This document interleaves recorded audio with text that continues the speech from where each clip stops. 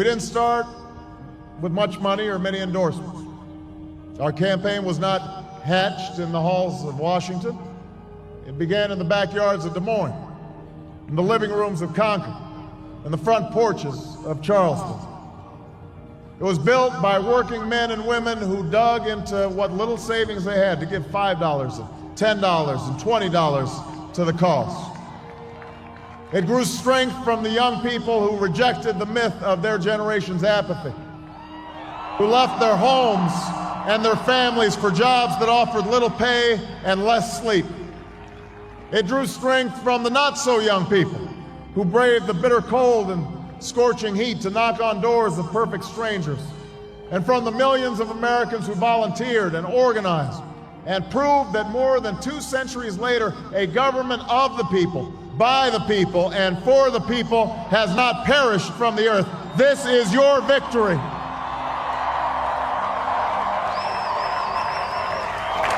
There are mothers and fathers who will lie awake after their children fall asleep and wonder how they'll make the mortgage, or pay their doctor's bills, or save enough for their child's college education. There's new energy to harness, new jobs to be created, new schools to build, and threats to meet, alliances to repair. The road ahead will be long. Our climb will be steep. We may not get there in 1 year or even in 1 term. But America, I have never been more hopeful than I am tonight that we will get there. I promise you, we as a people will get there.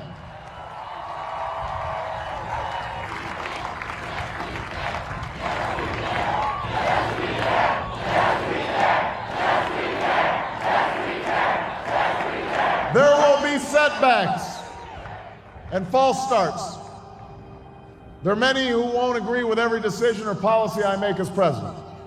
And we know the government can't solve every problem. But I will always be honest with you about the challenges we face. I will listen to you, especially when we disagree. And above all, I will ask you to join in the work of remaking this nation the only way it's been done in America for 221 years.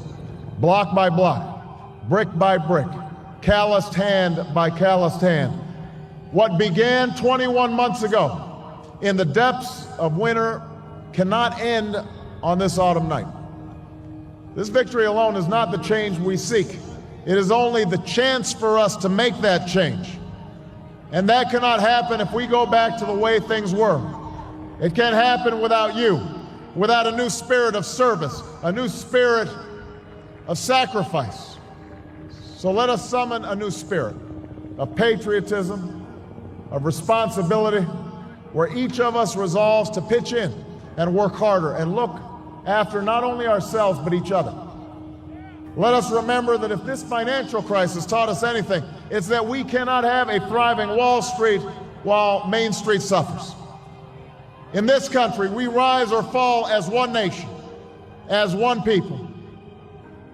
Let's resist the temptation to fall back on the same partisanship and pettiness and immaturity that has poisoned our politics for so long. Let's remember that it was a man from this state who first carried the banner of the Republican Party to the White House, a party founded on the values of self-reliance and individual liberty and national unity. Those are values that we all share. And while the Democratic Party has won a great victory tonight, we do so with a measure of humility and determination to heal the divides that have held back our progress.